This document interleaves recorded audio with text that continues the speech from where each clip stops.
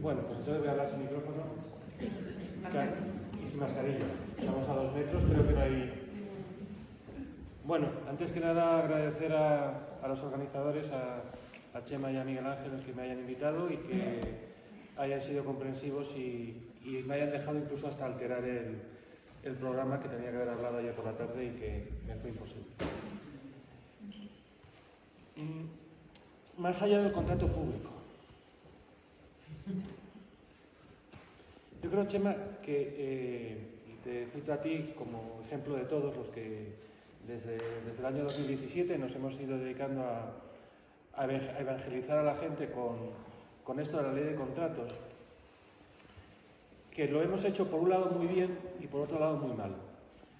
Lo hemos hecho muy bien en el sentido de que más o menos hoy la gente quiere aplicar la ley de contratos. Muy mal en el sentido de que nos debieron escuchar los primeros 15 minutos de nuestras charlas y a partir de decimos esto se durmieron y no percibieron que no había que aplicar la ley de contratos siempre, sino que al contrario hay muchos casos en donde la aplicación de la ley de contratos ni es necesaria y además genera problemas para el funcionamiento público.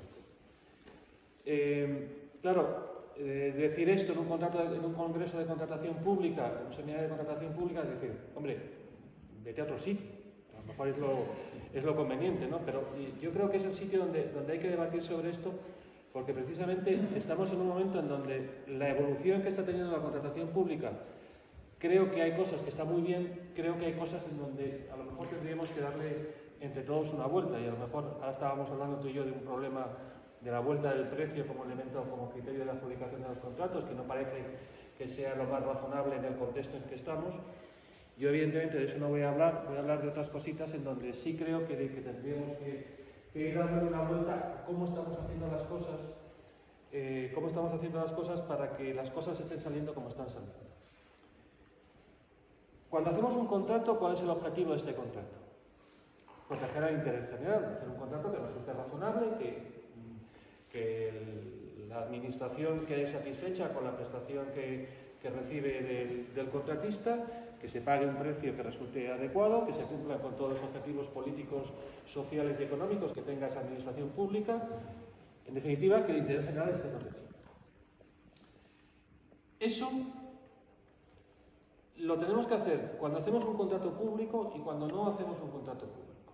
Entonces, la primera cuestión que tenemos que ver es ¿qué es un contrato público a los efectos de la ley de contratos del sector público? Que yo creo que es una cuestión que hay mucha gente que no sé si es por tranquilidad, por comodidad, por ignorancia, por lo que queráis, no tiene totalmente claro y que a partir de ahí empieza a extender el campo de aplicación de la ley de contratos. La ley de contratos, como sabéis, ejecución o transposición de una directiva europea que parte de 2 presupuestos. Uno, que nos encontremos ante un poder adjudicador, subrayado, poder adjudicador, y ya veréis por dónde voy, aunque hoy hablaré menos de ese tema porque ya no quiero aburriros con las empresas públicas. Y el segundo, que se trata de un contrato de obras, servicios, suministros, concesiones, en definitiva ese tipo de cosas, ese tipo de contratos tasados. Si ese es el marco de la directiva, circunscribámonos al marco de la directiva. A partir de ahí hay otros contratos que hace la administración. Contratos privados, contratos de patrocinio, contratos comerciales, contratos financieros, contratos de abogados, contratos de no sé qué, que no tienen por qué entrar dentro del marco de la ley de contratos del sector público. De hecho, he citado ya una cosa que debería haber estado traspuesta en la directiva, de la transposición de la directiva, y que no está: los abogados. Luego saldrán los abogados y luego hablaré también de lo mal que está regulado los medios propios, que sé que ayer estuvisteis hablando de eso.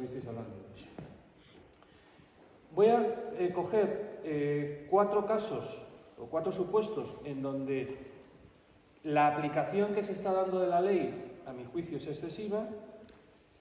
Esa aplicación de la ley, no por tanto, que la ley podría tener otra interpretación más plausible con el espíritu de la directiva y con el espíritu de las relaciones económicas que están detrás de la ley. Y voy a coger 2 casos en donde no sé si es que hace falta un cambio legislativo o algo parecido. Primero, y los 4 casos obviamente que voy a poner son fruto de la experiencia de los últimos años. Creación de sociedades. El socio, la determinación de quién es el socio de una sociedad, el socio de una entidad del sector público, de una sociedad mercantil pública, tiene que ser licitado. Punto final. Recuerdo incluso alguna gran discusión con otra entidad del sector público en donde la pelea era que yo decía que no había que licitarlo porque estábamos los de acuerdo además en que la empresa X era un socio excelente y que sin embargo querían, este otro socio del sector público querían licitarlo. Claro, ¿dónde entra esto de la licitación, de la creación de una sociedad dentro de la ley de contratos del sector público? El artículo 1665 del Código Civil y el artículo 116 del Código de Comercio regulan esta materia. Si regulan esta materia, no es ni un contrato de obras, ni un contrato de servicios, ni un contrato de suministro. Podemos interpretar que en aquellos casos en donde hay una creación de una sociedad con una inversión al mismo tiempo en un contrato de obras, servicios y suministros, es decir, que ahí existe una vinculación, sí. Cuando lo que estás es montando una empresa para el desarrollo de una actividad económica, hombre, en el futuro sí se podrán hacer contratos de obras, servicios y suministros, que ahí sí habrá que licitarlos. ¿Corresponde o no? No hay que decir.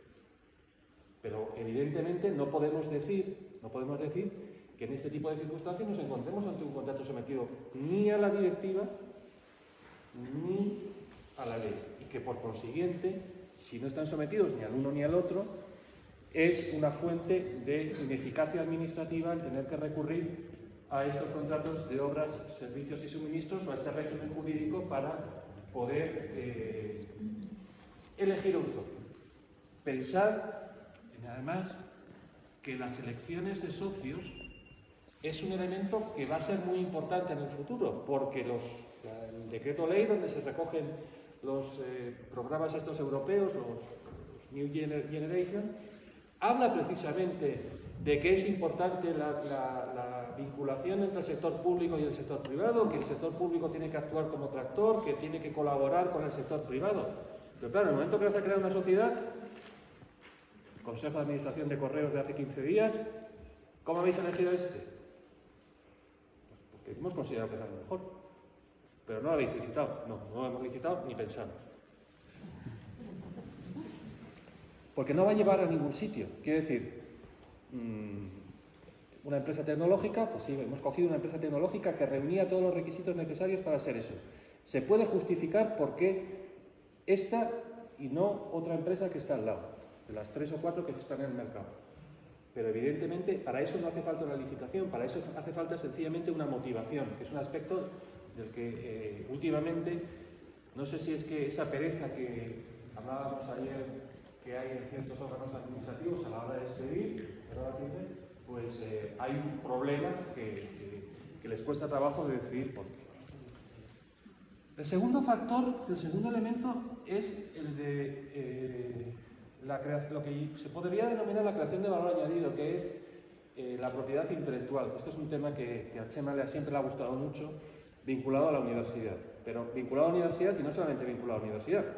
Es decir, Miguel Ángel es consciente de las discusiones que ha habido últimamente en Correos sobre el alcance de esta cláusula, porque yo creo que es una cláusula especialmente importante cuando se están desarrollando determinado tipo de proyectos relevantes desde una perspectiva del sector público. Estos contratos que afectan a la propiedad intelectual no hay que licitarlos. Lo dice el artículo 9.2 en relación a los contratos con consultoría, con la disposición adicional 41ª, si no recuerdo mal, y no hay que licitarlos porque hay una vinculación con la propiedad intelectual. Ahora bien, ¿qué es una propiedad intelectual? ¿Una patente? No. Sí, vamos, una patente sí, pero no solo una patente, no solo una marca, no solo una utilidad. Un secreto empresarial, un secreto administrativo, un modelo de actividad que genere negocio, que genere actividad administrativa y que permita modificar el funcionamiento de ese sector público, Eso también es propiedad intelectual. Eso también es propiedad intelectual. Y yo creo además que todos los que nos dedicamos a la universidad, los que nos dedicamos a pensar, tenemos que reivindicar que esto estamos haciendo propiedad intelectual cuando hacemos un informe. Evidentemente hay informes que no lo son. Eso sí, hay informes que no. Pero al mismo tiempo hay otros que dan muchísimo valor añadido. No sé en qué estáis pensando con esto de que algunos no lo son. Pero la realidad, la pura realidad es que, claro, si se está creando, voy a llevarlo al caso de Correos, un modelo de negocio para desarrollar una empresa que se dedique a una actividad que sea una entidad de dinero electrónico, por coger algo, porque eso no va a ser una propiedad intelectual que afecta a secretos empresariales, o incluso la contratación de Miguel Ángel Bernal. ¿Por qué eso no va a ser propiedad intelectual? Lo digo porque está contratado por Correos. Pero no por esa vía. Pero no por esa vía. Claro, esto además tiene, que sea o no sea legislación de contratos, tiene connotaciones importantes en lo que afecta a las exigencias de transparencia, en lo que afecta a la competitividad del proyecto público. Es decir, que una diputación quiera hacer algo significa que quiere ser competitiva frente a la otra diputación porque quiere atraer allí inversiones. Esto yo creo que es algo absolutamente legítimo. 3. Ayer creo que hablasteis sobre lo del operador económico, cuando una administración pública actúa como operador económico. Y cómo esto determina que en este tipo de supuestos no haya que aplicar la legislación de contratos. Esto posiblemente sea el caso que es más complicado de entender para la gente para mucha gente. Porque claro, tenemos en el sector público tenemos una doble perspectiva. Entramos dentro de las entidades adjudicadoras, no quiere decir poder adjudicador, porque las hay que sí, las hay que no. Pero al mismo tiempo podemos prestar servicios. Ojo, las universidades prestan servicios, eso está más claro que el agua. Las empresas públicas prestan servicios, eso está más claro que el agua. Pero ¿quién dice que una dirección general no puede prestar un servicio? Porque eso también puede ocurrir. Quiero decir, hay supuestos en donde entre entidades del sector público se pide colaboración para el desarrollo de ciertas actividades. Incluso organismos internacionales que piden ayuda y para lo cual hace falta recurrir al supuesto de subcontratación. Claro, si eres poder adjudicador se te aplica un régimen, si estás actuando como un operador económico más, no se aplica ese régimen. Claro, en este tipo de supuestos, a mi juicio, está claro que no hay que aplicar la ley de contratos. Hay casos posiblemente extremos. Estoy pensando en el supuesto de una actividad, perdonad que recurra a Correos, porque yo creo que aquí el ejemplo es bueno. Claro, si mañana me pide Carrefour que lleve paquetes, pues está claro que en ese supuesto no. Pero si yo cojo todos los paquetes que me dejáis todos vosotros en las oficinas, ahí se aplica también la consideración de operador económico. Ahí Miguel Ángel y yo tenemos una cierta discrepancia sobre el particular. Yo creo que, claro, en el fondo estamos haciendo lo mismo. Es cierto que en este caso hay un elemento diferenciador, que es el hecho de que es nuestra actividad principal, llevar cartas y paquetes de un sitio a otro. Pero esa llevanza de cartas y paquetes de un sitio a otro no quita para que estemos actuando como operador. Y si necesitamos un servicio especial para llevar el paquete de Zaragoza a Panticosa, pues eso es una operación de operador económico y no es otra cosa distinta. Este es el único punto donde posiblemente yo tenga alguna duda sobre el particular. El cuarto caso que yo quería traer aquí dentro de esta primera parte es el de la aplicación del libro primero de la Ley de Contratos. Sabéis que el libro primero de la Ley de Contratos hace referencia a los contratos del sector público. ¿A quiénes se aplica eso? ¿A los contratos que suscriba otras entidades del sector público, una empresa pública, se le tiene que aplicar eso? Porque yo ahí realmente tengo dudas. Evidentemente, si cogemos la letra de la ley al pie, pues podríamos establecer esta consecuencia, pero si lo que queremos realmente es dar un sentido global a la legislación de contratos, ese libro primero, donde se recogen muchas cosas que están contempladas en la directiva, no debería tener el sentido de tenerse que aplicar a aquellas entidades del sector público que no tienen la naturaleza de poder adjudicar. Esto, evidentemente, barra un poco para casa, o bastante para casa, pero en el fondo lo que hace señalar es, bueno, no solamente es un problema de qué, y es una cuestión que creo que es relevante, de qué se aplica o qué no se aplica, o cuándo nos encontramos un contrato público, o cuándo dejamos de encontrarnos, sino que qué régimen jurídico queremos aplicar a situaciones en las cuales el régimen está más o menos en medio.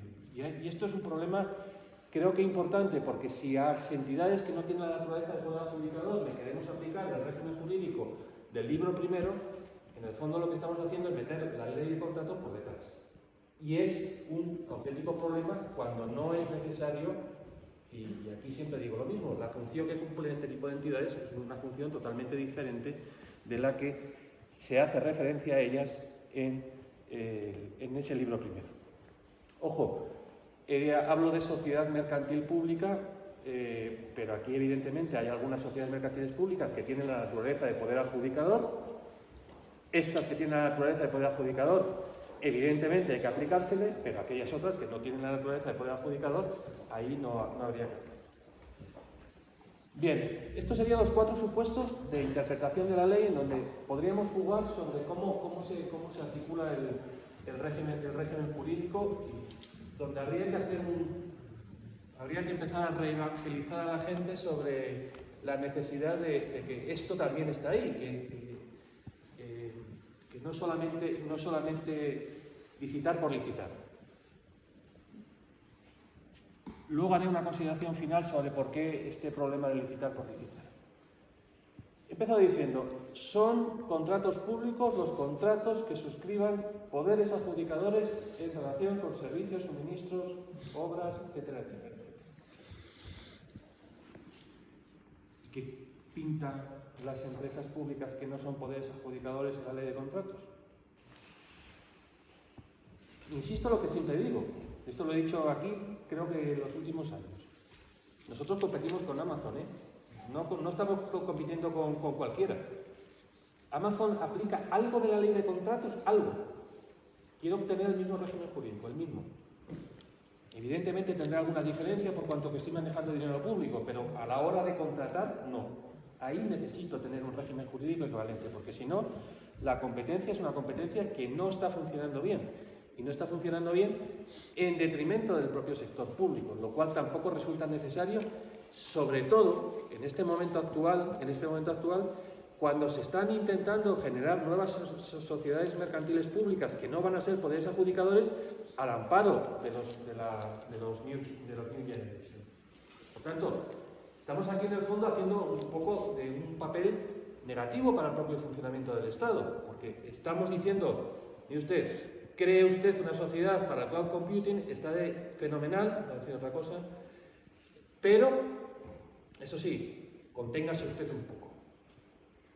Eso sí, a Google, a Amazon, estos tienen vía libre, una vía libre derivada del hecho de que no son evidentemente empresas públicas.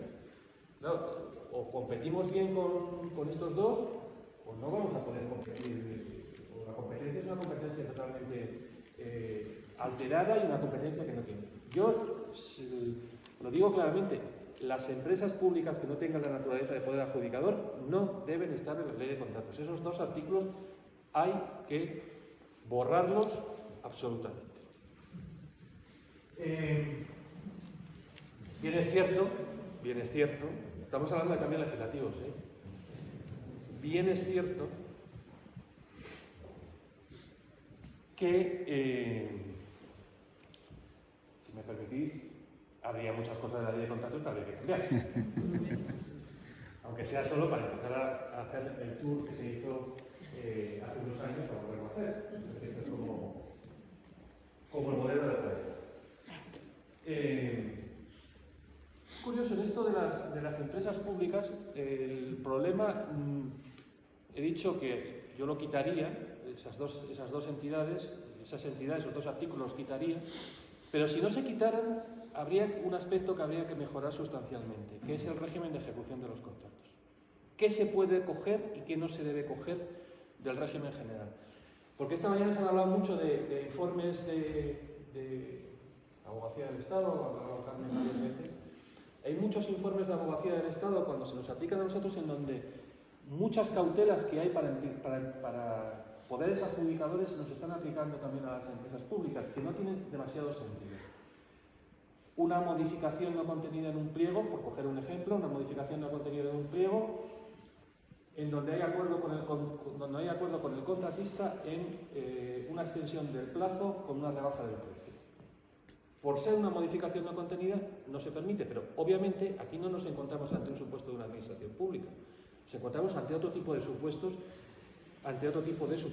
en donde habría que arbitrar un procedimiento. Insisto de nuevo, es un problema también de competencia, porque eso mis competidores lo pueden hacer. Luego voy a decir algo que a lo mejor a Elena no le gusta. La modificación del régimen de las medidas cautelares. Yo creo que ahí el régimen de las medidas cautelares en los tribunales de contratación, yo creo que es un problema serio, porque está perjudicando mucho al interés general. Se está tardando mucho, cada vez más, por razones obvias, que hay muchos más asuntos, y la mecánica normal es que las medidas cautelares, la suspensión de la adjudicación del contrato, dure durante toda la vida del recurso. El porcentaje de éxito del estudio que tiene Silvia Díaz Sastre, que ha sacado el último ejemplar hace bien poco tiempo, muestra un porcentaje de éxito en los recursos contractuales del 30%. Y aproximadamente el 100% tienen unas medidas cautelares. Esto hay que reconducirlo. Y hay que reconducirlo por cuanto que si no, para las entidades del sector público, obviamente, para los poderes adjudicadores es negativo, para las empresas públicas no os quiero ni contar lo negativo que es. A nosotros nos han tenido 4 meses para comprar mascarillas. Con eso digo todo. Y luego hay 2 casos de derecho europeo que tampoco acabo de ver. Uno es el régimen de los medios propios. Ahí hay algo que en el sistema europeo no está bien acotado. ¿Por qué ese 80%? No tiene demasiado sentido. En el fondo, aquí no se está creando artificialmente un mercado. Pues decirte, podría ser una entidad del sector público, podría ser un órgano, y si fuera un órgano no habría problemas de hacer una actividad dentro, en casa, y sin embargo el hecho de tener una personalidad jurídica separada, eso sí provoca que se pueda hacer. Yo sinceramente no acabo de entender la lógica económica de esto. Y no acabo de entenderla porque además, ¿por qué el 80%? ¿Por qué no el 70%? ¿Hay algún criterio? Se les ocurrió a unos listísimos jueces del Tribunal de Justicia de las Comunidades Europeas en un momento dado. ¿Hubo algún estudio económico que justificara ese 80%? Me da la sensación que no. Y ese 80%, claro, supone una limitación tan grande que hoy ser un medio propio es una carga, más que un beneficio. Si cogemos eso y lo llevamos al régimen de las empresas públicas, lo del 321 que he dicho antes, pues evidentemente las dificultades que hay para hacer contratos dentro del propio sector público, los contratos incluso intragrupos dentro de empresas del mismo grupo, que se quiere aplicar y que desde luego el 321 de la Ley de Contratos ha querido, 321.6, dar carta de naturaleza, que esos contratos son contratos sometidos a un régimen, el que sea, un régimen público en donde el único análisis que se hace, paradójicamente, es un análisis de derecho de la competencia y no se efectúa ningún otro tipo de análisis ni económico ni jurídico sobre si el contrato es razonable o no razonable, acaban componiendo un cuadro que tampoco es demasiado satisfactorio. Y si a eso se añade que la legislación española, porque se le olvidó al legislador en aquel momento, transponer el artículo 1.6 de la directiva, donde se hace referencia a los a las asignaciones de competencias, las distribuciones de competencias como mecanismo para que el régimen de los medios propios no sea un régimen tan extremo, sino que fuera un régimen más laxo, pues acabamos conteniendo un cuadro que desde luego no es un cuadro completo, ni un cuadro satisfactorio para lo que debe ser la protección del interés general. Lo último de derecho europeo que digo, y ahora haré una acotación final, es: ¿tiene sentido ¿tiene sentido la directiva de sectores especiales? Yo me lo planteo, sinceramente. O por lo menos a los sectores que se está aplicando. Yo, sinceramente, no acabo de verlo, porque obviamente para las empresas públicas el régimen es mucho más estricto que para las empresas privadas, que obviamente no están cumpliendo. Claro, podréis tener la sensación que estoy diciendo. Bueno, lo que quiere Julio es olvidarse de la ley de contratos y pasar a un régimen de anchas nacionales. No, no quiero eso.